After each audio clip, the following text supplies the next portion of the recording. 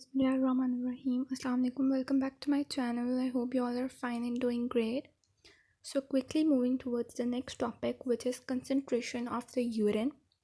So this is the last topic of the urinary system and the topics which we discussed related to the urine formation.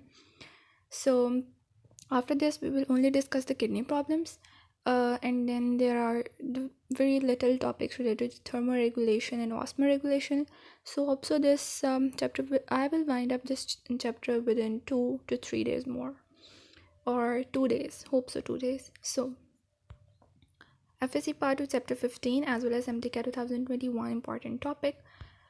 Now first of all, if we have a quick learning, because in this topic we are going to discuss loop of Henle. इसका main function होता है, तो 4 चीज़ें हमें loop of Henley से related अपने mind के अंदर मेमोराइज कर लेनी है. कि सबसे पहले ये इन्वॉल्व होता है सिलेक्टिव रीअब्जॉर्प्शन के अंदर, जो पीछे हम डिस्कस कर भी चुके हैं. सेकंड जो है ना, वो काउंटर करंट मल्टीप्लायर या काउंटर करंट मैकेनिज्म जो है, ये इसके अंदर इन्वॉल्व होता है. Third, this is the site of the action of aldosterone. तो लूप ऑफ हेनले जो है ये वो जगह है जहाँ पर एल्डोस्टेरोन एक्ट करता है. And fourth, tubular secretion. So loop of Henley के ये जो है ना, वो हम फिजियोलॉजिकल फीचर्स कह सकते हैं. अच्छा, first of all concentration of urine में हम ये चीज़ देखेंगे कि वाटर की सप्लाई कितनी है और फिर किस तरह का यूरिन फॉर्मेशन होता है और इसके अंदर कौन कौन से फैक्टर्स इन्वॉल्व होते हैं और कौन से मैकेनिज्म इस चीज़ को कंट्रोल करते हैं.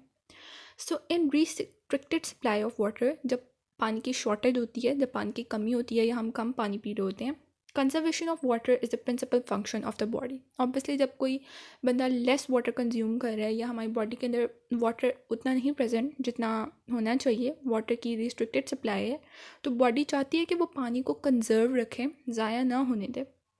That is a principal function of the body. ठीक है.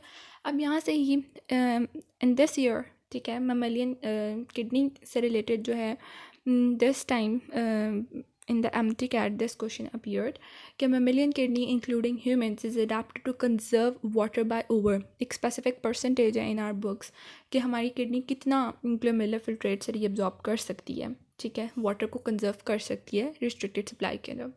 Alpha 99.5%, beta 99.7%, Charlie 99.9%, delta 98.8%. So although it is a book line, but इस तरह के जब MCQ आते हैं, so स्टूडेंट्स गेट कन्फ्यूज. हमारा जो आंसर है दैट इज़ अल्फा 99.5%. हमारी मेमेलियन किडनीज जो होती हैं इंक्लूडिंग ह्यूमंस, वो वाटर को कंजर्व कर सकती हैं. अच्छा, अब जब हमारे पास फिल्ट्रेट, ग्लोमेरुलर फिल्ट्रेट आ जाता है, तो उसके बाद उसकी कंसनट्रेशन होती है, यूरिन की फॉर्मेशन इस पर डिपेंड करती है. जब हम कंसनट्रेशन करवाना चाहते हैं फिल्ट्रेट के, इट मीन्स कि कंसनट्रेटेड यूरिन फॉर्मेशन को डिस्कस कर रहे हैं.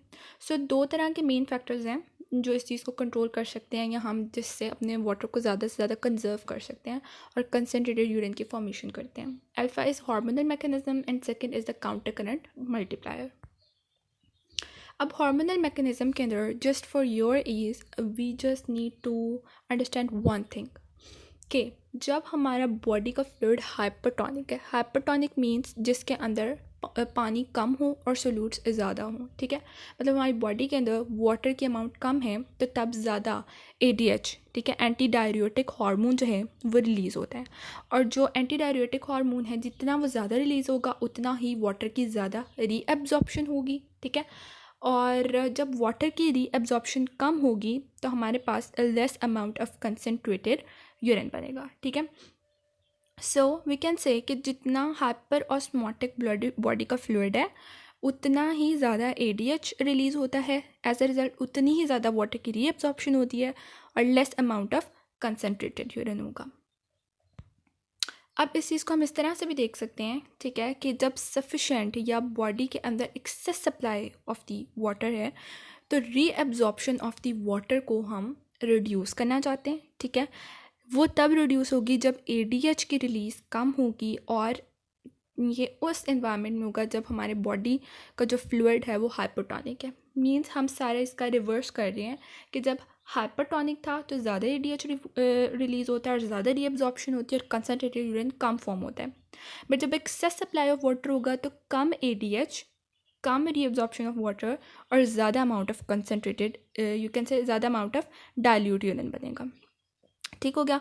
तो जब डाइल्यूट यूरिन की फॉर्मेशन होती है उसके अंदर जो है वो हमारी बॉडी हाइपोटोनिक होती है, और कंसनट्रेटेड यूरिन की फॉर्मेशन के लिए हमारी बॉडी जो है ना वो हाइपरटोनिक इन्वायरमेंट के अंदर होती है। So question is, in sufficient supply of water what happens? Alpha, less ADH, beta, more amount of diluted urine, Charlie, more reabsorption of water, delta, both A and B. तो जब excess supply of water होगा तो ADH कम release होता है और dilute urine form होता है, ठीक है। और आंसर इज डेल्टा, ज़्यादा रीएब्जॉर्प्शन ऑफ वाटर नहीं अकर करेगी। जब कंसनट्रेटेड यूरिन फॉर्म करते हैं ज़्यादा ADH रिलीज होता है तो ज़्यादा रीएब्जॉर्प्शन ऑफ वाटर होती है। Next is counter current multiplier. ये सेकेंड मैकेनिज्म है एज अ रिजल्ट जब हम कंसनट्रेटेड यूरिन फॉर्म करना चाहते हैं। So counter current multiplication is the process in the kidneys, is the process of using energy to generate an osmotic gradient, ठीक है। यानी इसके अंदर हम ऑस्मोटिक ग्रेडियंट वाटर सोल्यूट्स का ग्रेडियंट फॉर्म करते हैं, और इसके रिजल्ट में होता क्या है, that enables to reabsorb water from the tubular fluid and produces the concentrated urine, ठीक हो गया। तो बेसिकली इसके अंदर हम सिंपली ऑस्मोटिक ग्रेडियंट करते हैं, फॉर्म करते हैं ताकि कंसनट्रेटेड यूरिन की फॉर्मेशन की जा सके। यहाँ पर इस चीज़ को उसने एलेबोरेट कर दिया डायग्राम की फॉर्म के अंदर, एंड यू कैन सी यहाँ पर के ट्यूबुलर पार्ट के अंदर जो है वो सोल्यूट्स की और वाटर की जो है ना उन्होंने एक ऑस्मोटिक आउटफ्लो शो किया हुआ है। अब लूप ऑफ हेनले स्टार्ट में भी देखा था, अब लूप ऑफ हेनले जो है वो काउंटर करंट मल्टीप्लायर के अंदर भी इन्वॉल्व होती है। As a result loop of Henle का काम क्या होता है कि उसने सोल्यूट्स और आयंस की कंसनट्रेशन को इंक्रीज़ कर देना है, बट कहाँ पर इंक्रीज़ करना है, इंटरस्टिशियम ऑफ द मेडुला के अंदर, ठीक है। और जब उसके इंटरस्टिशियम के अंदर, किडनी के इंटरस्टिशियम के अंदर सोल्यूट्स की कंसनट्रेशन बढ़ जाती है तो उसकी वजह से as a result osmotic gradient आ जाएगा, पानी की रीअब्जॉर्प्शन ज़्यादा हो जाएगी, बिकॉज अब बॉडी को जो फ्लूइड है वो हाइपरटोनिक हो गया है क्योंकि उसके इंटरस्टिशियम के अंदर कंसनट्रेशन हमने बढ़ा दी सोल्यूट्स की। तो पानी की रीअब्जॉर्प्शन जब ज़्यादा होगी, वी नो दैट कि पानी की रीअब्जॉर्प्शन ज़्यादा होगी तो कंसनट्रेटेड यूरिन बनेगा।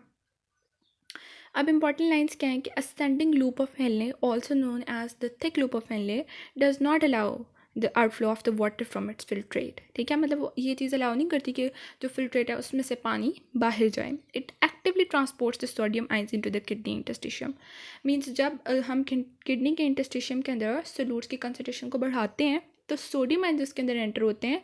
ऐसा नहीं होता कि पानी उसमें से बाहर जाए, पानी कंजर्व रहता है जितनी अमाउंट के अंदर था, लेकिन सोडियम आइंस बाहर से आते हैं किडनी के इंटरस्टिशियम के अंदर, उसको कंसनट्रेटेड करते हैं, हाइपरटोनिक बॉडी फ्लूइड बन जाता है और as a result concentrated urine बन जाता है। So the MCQ is, in counter current mechanism osmotic outflow of water is alpha from filtrate back to the kidney, beta from kidney to the filtrate, Charlie towards filtrate to kidney, delta towards the kidney।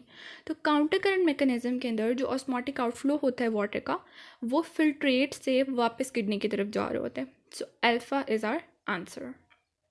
Thank you so much, hope so you understand, and if you like my video, kindly subscribe to my channel, like the video, and thank you so much. Allah Hafiz.